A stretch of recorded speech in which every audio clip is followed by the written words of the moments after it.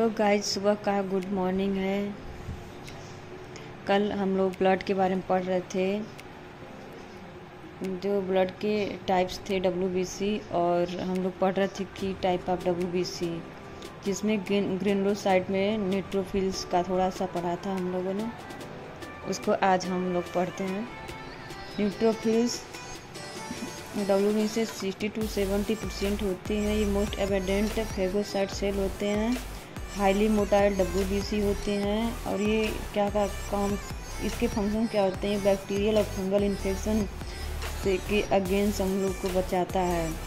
Main इसका target होता है बैक्टीरिया और फंगाई पर ही होते हैं। और ये जब इंक्रीज हो जाते हैं न्यूट्रोफिल, कभी कभी हमारी बॉडी में जब ज़्यादा हो जाते हैं तो उससे एक्यूट बैक्टीरियल इन्फेक्शंस हो जाते हैं, जैसे कि मायोकार्डियल इन्फेक्शन हुआ, बर्न हुआ। इन bacterial infections, myocardial infection seconds after 24 hours WBC 20,000 हो जाते हैं। और जब न्यूट्रोफिल्स कम होता है हमारी बॉडी में, उसके वजह से रेडिएशन एक्सपोजर होता है, ड्रग टॉक्सिसिटी होती है, विटामिन B12 डिफिशियंसी हो जाती है, सिस्टमिक लूपस इरिथमस होता है, SLE हो जाती है। और लेफ्ट साइड और राइट साइड कब बोलेंगे गाइस? इंक्रीज इमेच्योर न्यूट्रोफिल्स इन पेरिफेरल ब्लड में आ जाती है, तो उसको लेफ्ट शिफ्ट बोलते हैं। और न्यूट्रोफिल्स का जो इमेच्योर इंक्रीज मेच्योर न्यूट्रोफिल्स होते हैं पेरिफेरल ब्लड, ये राइट शिफ्ट इसको बोलते हैं। इससे भी बीमारी हो जाती है, जैसे लीवर की डिजीज हो जाती है, डाउन सिंड्रोम हो जाते हैं, कंजेनाइटल डाउन सिंड्रोम होते हैं, मेगालोब्लास्टिक एनीमिया और परनेशियस एनीमिया जैसे डिजीज हो जाते हैं। लेफ्ट शिफ्ट कब होता है? जब इंक्रीज इमेच्योर न्यूट्रोफिल्स होता है। न्यूट्रोफिल्स जो होता है मेच्योर नहीं होके इमेच्योर होता है और पेरिफेरल ब्लड में आ जाता है, तो उसको लेफ्ट शिफ्ट बोलते हैं। ये गाइस समझ में आ गया। ल्यूकेमिया का जो रिएक्शन होता है, एक्सट्रीमली हाई ल्यूकोसाइट काउंट बोलते हैं, इन एक्सेस ऑफ 50,000 WBC, यहाँ पर ल्यूकेमिया। सेकेंड हम लोग पढ़ेंगे इस्नोफिल एसिडोफिल्स। ये हमारी बॉडी में 2 से 4% तक होती हैं। और इस्नोफिल कभी कभी इंक्रीज हो जाता है, तो ये एलर्जिक कंडीशन में, एलर्जिक रिएक्शन में, अस्थमा और ड्रग जैसे allergic, parasitic infection, dermatitis, autoimmune disease, malaria में कभी कभी पैरासाइट से रिलेटेड हो जाते हैं। और जब ये इस्नोफिलिया जैसे डिक्रीज होते हैं, तो उस कंडीशन में ड्रग की टॉक्सिसिटी की वजह से और स्ट्रेस लेने की वजह से भी जो इस्नोफिलिया होती है वो हमारी बॉडी में डिक्रीज देखने को मिलती है, 2 से 4% से कम देखने को मिलती है गाइस। इसके बाद हम लोग पढ़ेंगे बेसोफिल्स पढ़ेंगे। ये क्या होता है? सबसे कम होता है WBC में बेसोफिल्स 0.5 से 1.0% तक होती है। और बेसोफिल्स कभी कभी सिक्रेशन ऑफ हिपेरिन से सिक्रेशन के थ्रू भी निकलती है, जो कि नेचुरल एंटीकोगुलेंट मानी जाती है। बेसोफिल्स जो होती है उसको सिक्रेशन ऑफ हिपेरिन भी बोलते हैं। और बेसोफिल्स जब इंक्रीज होती है, बेसोफिल्स जब इंक्रीज होती है हमारी बॉडी में, तो एलर्जिक रिएक्शन करती है, ल्यूकेमिया CML करती है और हाइपोथायरॉयडिज्म करती है। अब बेसोफिल जब डिक्रीज होता है हमारी बॉडी में, तो गाइज डिक्रीज जब होता मतलब प्रेगनेंसी में हो जाता है, ओवुलेशन होता है, ओवुलेशन, स्ट्रेस, हाइपरथायरॉयडिज्म, इन सब में बेसोफिल्स डिक्रीज देखने को मिलते हैं। और इंक्रीज कब देखने को मिलते हैं? एलर्जी रिएक्शन, ल्यूकेमिया जैसे बीमारी में, हाइपोथायरॉयडिज्म, इन जैसे कंडीशन में, डिजीज में बेसोफिल्स हमको ज़्यादा और कम, ये हमने दोनों बता दिया आपको। इसके बाद गाइज ग्रेनुलोसाइट्स का बता रहे हैं। अभी तक तो हमने ग्रेनुलोसाइट्स पढ़े, जिसमें न्यूट्रोफिल्स के बारे में, और बेसोफिल्स हो गया, इस्नोफिल्स, जिसको एडोफिलियास बोलते हैं, एडियोफिलियास। अब हम लोग पढ़ते हैं गाइज ग्रेनुलोसाइट्स बोलते हैं, मतलब अब्सेंट, इसको अब्सेंट आप साइटोप्लाज्म। ग्रेनुलोसाइट में अब्सेंट आप साइटोप्लाज्म होते हैं, जिसमें लिम्फोसाइट्स हो गए हैं। लिम्फोसाइट्स मोस्ट कॉमन WBC को होते हैं, 20 से 25% होते हैं। ये 2 टाइप्स के होते हैं। लिम्फोसाइट्स हमारी बॉडी में 2 टाइप्स के होते हैं, एक T लिम्फोसाइट्स होते हैं, दूसरा B लिम्फोसाइट्स होते हैं। B लिम्फोसाइट्स को एंटीबॉडी भी बोले जाते हैं, और जो T लिम्फोसाइट्स होते हैं वो हमारी बॉडी में थाइमस ग्लैंड से एक्टिवेट होते हैं। और T लिम्फोसाइट 2 टाइप्स के होते हैं, CD4 सेल और CD8 सेल होते हैं। गाइज HIV में हम लोग देखते हैं जो CD4 काउंट लेस देन 200 होते हैं तो HIV के पेशेंट माने जाते हैं। और B सेल मतलब रिलीज होते हैं AB एंड। तो गाइस हम पढ़ा रहे थे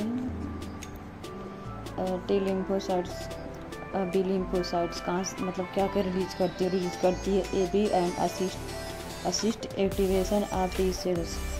और जो T सेल्स होती है वो क्या करती है, कोऑर्डिनेट इम्यून सिस्टम, हमारी इम्यून सिस्टम कोऑर्डिनेट करती है और अटैक ऑन वायरस से जो भी अटैक होती है उससे मतलब बचाती है, fungi and some bacterias. CD4 को T हेल्पर सेल भी बोलते हैं। ये activate and regulate T and B cells को करती है, 600 से 1200 क्यूबिक मिलीमीटर होता है। CD8+ साइटोटॉक्सिक T सेल्स जो वायरस और इन्फेक्टेड एंड ट्यूमर सेल 150 से 100 सेल पर mm होते हैं। और गाइस देखा जाए CD4 एंड CD8 का रेशियो देखा जाए, कभी कभी एग्जाम में पूछ लेते हैं CD4 एंड CD8 के रेशियो तो 2:1 होते हैं। और एल्बुमिन एंड ग्लोबुलिन के रेशियो 2:1 होते हैं। Example CD4 B cell and T cell के एग्जाम्पल देखा जाए, viral infection, hepatitis, cytomegalovirus infection, इसमें B सेल, T सेल और CD4 CD8 सेल ये सब इंक्रीज और डिक्रीज होने की वजह से ये सब होते हैं। अब मोनोसाइट्स देखा जाए, ब्लड में हमारे मोनोसाइट्स पाए जाते हैं। मोनोसाइट्स 3 से 8% तक होते हैं। ये लार्ज किडनी शेप जैसे होते हैं और WBC में सबसे लार्जेस्ट होते हैं ये।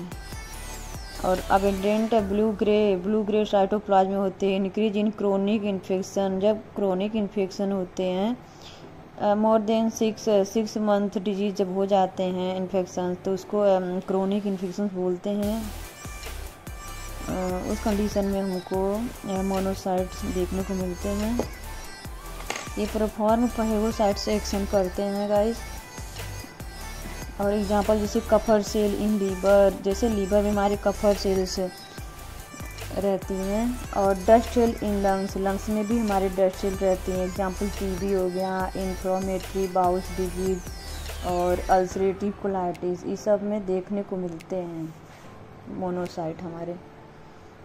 मोनोसाइट्स कफर सेल हो गया और डस्ट सेल हो गए, लंग्स में डस्ट सेल और लीवर में कफर सेल्स हो गए। Variation in human of WBC, जो WBC का वेरिएशन है, मतलब वेरिएशन कितना, मतलब ज़्यादा हो गए तो कम हो गए तो बराबर, मतलब एक नॉर्मल लेवल होते हैं ना WBC के। तो क्या होते हैं, WBC का काउंट जब डिक्रीज होता है, मतलब ना नॉर्मल जो लेवल इसका होता है WBC का, उससे जब कम होता है उसको ल्यूकोपीनिया बोलते हैं। और ल्यूकोपीनिया कब देखने को मिलता है, जैसे शॉक की कंडीशन में मिलता है। Failure of circulatory system, crisis of liver, alcohol वगैरह यूजर से लीवर में क्राइसिस हो जाता है, क्रोनिक इन्फ्लेमेटरी डिजीज हो जाती है। और स्प्लीन के डिसऑर्डर्स में देखने को मिलती हैं। ल्यूकोसाइटोसिस क्या होते हैं, इंक्रीज WBC काउंट, जब WBC काउंट इंक्रीज हो जाता है हमारी बॉडी में तो ल्यूकोसाइटोसिस बोलते हैं उस कंडीशन में। फंक्शन ऑफ डब्ल्यूबीसी के जो फंक्शन होते हैं वाइट ब्लड सेल्स के, जो फैगोसाइटोसिस करते हैं और एबी फॉर्मेशन करते हैं। फैगोसाइटोसिस और एबी फॉर्मेशन करते हैं। और थ्रोम्बोसाइट्स पढ़ते हैं प्लेटलेट्स। हमारी बॉडी में जो प्लेटलेट्स होते हैं उसको थ्रोम्बोसाइटोसिस भी बोलते हैं, थ्रोम्बोसाइट्स बोलते हैं। थ्रोम्बोसाइट्स का जो डायमीटर होता है, क्लोरीज डायमीटर जो होता है 2 से 4 माइक्रोन होते हैं। और शेप जो प्लेटलेट्स के शेप होते हैं डिस्क शेप के होते हैं। और नॉर्मल वैल्यू प्लेटलेट्स के 1.5 से 4.5 लाख पर mm³ होता है। प्लेटलेट्स का लाइफ स्पान 8 से 11 दिन होता है। और प्लेटलेट को हम लोग ब्लड बैंक में 5 से 7 दिन तक रख सकते हैं। होल ब्लड को 10 दिन में रख सकते हैं। Whole blood takes 10 day. Platelet are destroy by phagocytes in spleen. Phagocyte platelet जो होता है वो डिस्ट्रॉय जाता है फैगोसाइट्स के थ्रू स्प्लीन में। और 1 यूनिट प्लेटलेट अगर मतलब चढ़ता है किसी पेशेंट को तो 80 to 70 ml प्लेटलेट ही मिलता है बॉडी को, ह्यूमन को। प्लेटलेट जो होता है डिस्ट्रॉय बाय, अभी गाइस बताया ना, platelet are destroyed by phagocyte in spleen and liver में होता है। और इसके जो फंक्शन होते हैं फैगोसाइट्स, ये प्लेटलेट्स को थ्रोम्बोसाइटिस भी बोलते हैं। प्लेटलेट्स के जो फंक्शन होते हैं ये हमारी बॉडी में ब्लड क्लॉटिंग को इनिशिएट करते हैं और एंडोथेलियम कैपिलरी की रिपेयर में हेल्प करते हैं। बॉडी डिफेंस में play some part in mechanism of defence against infection के अगेंस्ट डिफेंस मैकेनिज्म का वर्क प्ले करते हैं।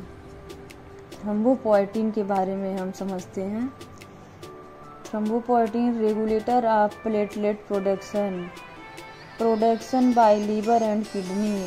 25 से 40% प्लेटलेट्स होते हैं स्टोरेज इन स्प्लीन। हमारे स्प्लीन में 25 से 40% प्लेटलेट्स स्टोरेज होते हैं। और 36 hours before release as needed, जब ज़रूरत पड़ता है तो 36 घंटे में कैसे पहले वो रिलीज बाय नीडेड मतलब अनुसार रिलीज होता है। थ्रोम्बोसाइटोपिनिया कम बोलेंगे जब डिक्रीज इन काउंट में होते हैं थ्रोम्बोसाइट प्लेटलेट जब डिक्रीज होता है तो थ्रोम्बोसाइटोपिनिया बोलते हैं। एक्यूट इन्फेक्शन डेंगू में हो जाते हैं।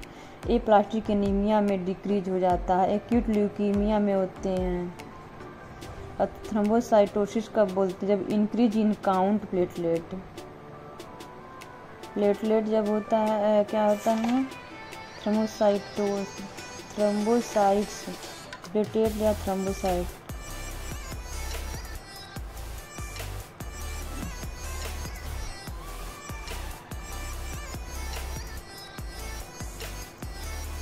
Thrombocyte increase in count platelet thrombus. और ये कब होते हैं? हीमोरेज की कंडीशन में होते हैं। जहाँ हीमोरेज हो जाता है तो इंक्रीज काउंट इन प्लेटलेट की काउंट्स बहुत ज़्यादा देखने को मिलती है।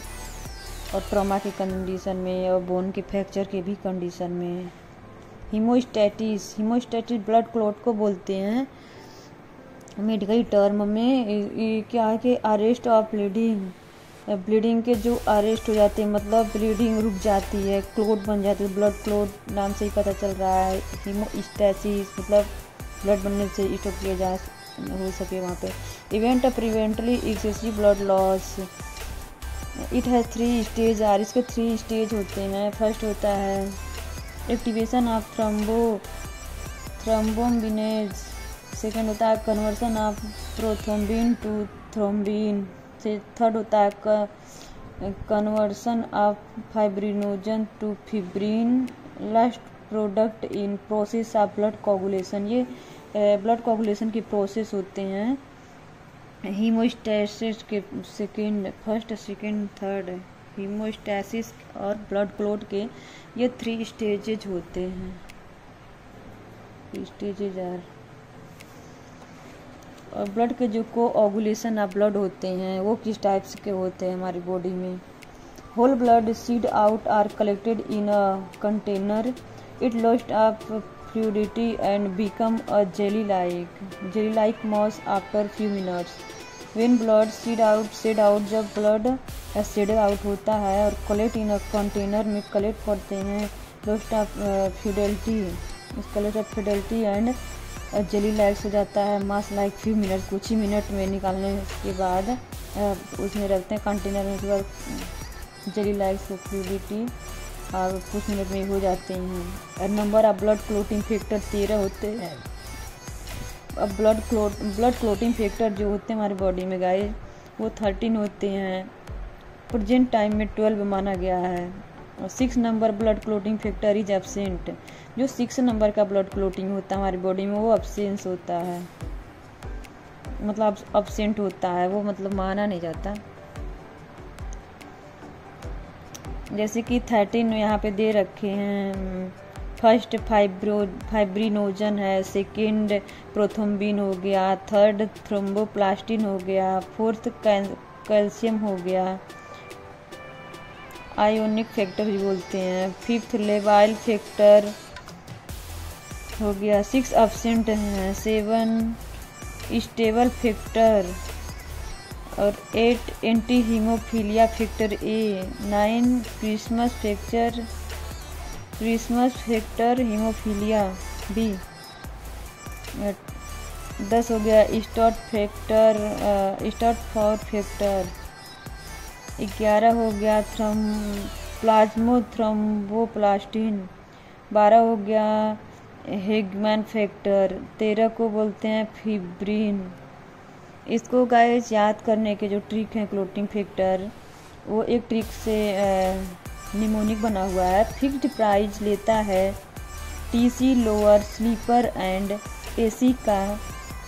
शिव प्रताप बोल रहा था हितेश के फादर को, मतलब फिक्स प्राइस लेता है टीसी लोअर स्लीपर एसी का। शिव प्रताप बोल रहा था हितेश के फादर को। मतलब फिक्स प्राइस, एफ से फाइब्रिनोजन हो गया, पी से प्राइस लेता है प्रोथ्रोम्बिन हो गया, टी से थ्रोम्बोप्लास्टिन हो गया और सी से कैल्शियम हो गया, एल से लेवाइल हो गया, स्लीपर से हो गया स्टेबल फैक्टर, ए से हो गया एंटी हीमोफीलिया, सी से हो गया क्रिसमस फैक्टर, सीवी से हो गया स्टाटस फैक्टर, पी प्रताप से हो गया प्लाज्मोथ्रोम्बोप्लास्टिन फैक्टर और हितेश से हो गया हेगमैन फैक्टर, 13 फादर से हो गया फिब्रिन। तो ये हमारी बॉडी में 13 फैक्टर्स हैं, क्लोटिंग फैक्टर्स हो गए हैं, जिसमें से 6 को मतलब ब्लड क्लोटिंग 6 नंबर को ब्लड क्लोटिंग फैक्टर एब्सेंट माना जाएगा और प्रेजेंट में मतलब 12 माने जाएंगे। एक अगर इसको 6 को मतलब हटा दिया जाए तो एब्सेंट है, इसको लेते हैं। और गाइस यहाँ पे उसके बाद एंटी कोगुलेशन कुछ मेडिसिन वगैरह हो गए, जो हिपेरिन मेडिसिन हो गए। और हिपेरिन मेडिसिन मतलब कब लेते हैं, घंटा डेट कब है, ये हम आपको कल बताएंगे। तो आज के लिए इतना ही। Thank you guys, please channel को like and subscribe and comment करना ना भूलें। Thank you.